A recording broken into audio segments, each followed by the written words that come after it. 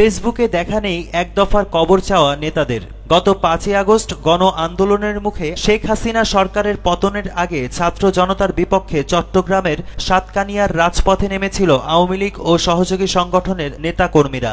শান্তি সমাবেশ নামক প্ল্যাটফর্ম তৈরি করে এক দফার কবর দিতে চেয়েছিলেন তারা। স্থানীয় আওয়ামী লীগ ও সহযোগী সংগঠনের নেতাকর্মীরা সামাজিক যোগাযোগ মাধ্যম বিশেষ করে ফেসবুকে ব্যাপক সক্রিয় থাকতেন। এমনকি শিক্ষার্থীদের বৈষম্য বিরোধী আন্দোলন ঘিরে সৃষ্ট পরিস্থিতিতে যখন ফেসবুক বন্ধ করে দেওয়া হয় তখনও বেশিরভাগ নেতাকর্মীকে সামাজিক যোগাযোগ মাধ্যমে সক্রিয় দেখা গেছে।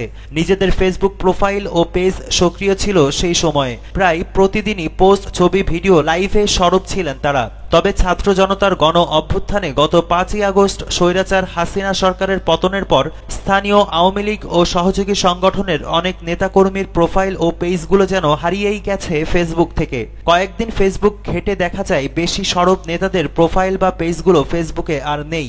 সাতকানিয়া উপজেলা ছাত্রলীগের সাধারণ সম্পাদক আব্দুল মান্নানের কোনো প্রোফাইল এখন নেই ফেসবুকে, নেই তার কোনো পোস্ট। চট্টগ্রাম দক্ষিণ জেলা ছাত্রলীগের সাবেক যুগ্ম সাধারণ সম্পাদক আমিনুল ইসলামের প্রোফাইলও উধাও ফেসবুক থেকে।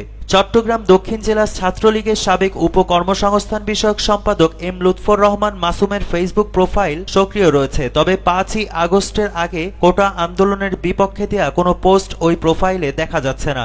উত্তর সাতকানিয়া সাংগঠনিক উপজেলা আওয়ামী লীগ স্বেচ্ছাসেবক লীগের সাধারণ সম্পাদক আবু সালেহ শানের প্রোফাইল সক্রিয় আছে এখনো। সর্বশেষ পোস্ট 23 আগস্ট, তাতে নিজের পিতার মৃত্যুবার্ষিকীর কথা তুলে ধরেছেন। তবে কোটা আন্দোলনের বিপক্ষে দেয়া কোনো পোস্ট ওই প্রোফাইলে আর দেখা যাচ্ছে না।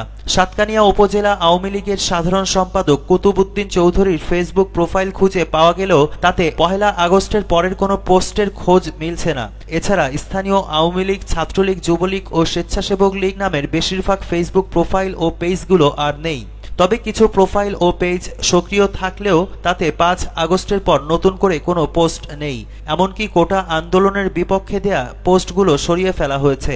আওয়ামী লীগ ও সহযোগী সংগঠনের নেতাকর্মীদের এসব প্রোফাইল ও পেজগুলো ফেসবুক কর্তৃপক্ষ বন্ধ করে দিয়েছে কিনা এ ব্যাপারে নিশ্চিত হওয়া যায়নি। তবে কোনো প্রোফাইল বা পেজে অনেক বেশি সংখ্যক ব্যবহারকারী রিপোর্ট করলে সেগুলো বন্ধ হয়ে যায়। আবার অনেক সময় ব্যবহারকারী নিজেও প্রোফাইল বা পেজ নিষ্ক্রিয় অর্থাৎ ডিসেবল করে রাখতে পারেন। জানা গেছে সাইবার 71 নামের একটি ফেসবুক গ্রুপ বৈষম্য বিরোধী ছাত্র আন্দোলনে ইন্টারনেট ও সামাজিক যোগাযোগ মাধ্যমে আন্দোলনের পক্ষে সরব তৎপরতা চালায়। বৈষম্য বিরোধী ছাত্র আন্দোলনে সাধারণ শিক্ষার্থীদের বিরুদ্ধে যারা উস্কানিমূলক পোস্ট প্রকাশ করেছিলেন তাদের প্রোফাইল ও পেজে ছাত্রদের পক্ষ নিয়ে সাইবার অ্যাকশন নেওয়া হতো। বিভিন্ন পদধারী নেতার প্রোফাইল ও পেজের বিরুদ্ধে এরকম তৎপরতা চালানো হতো।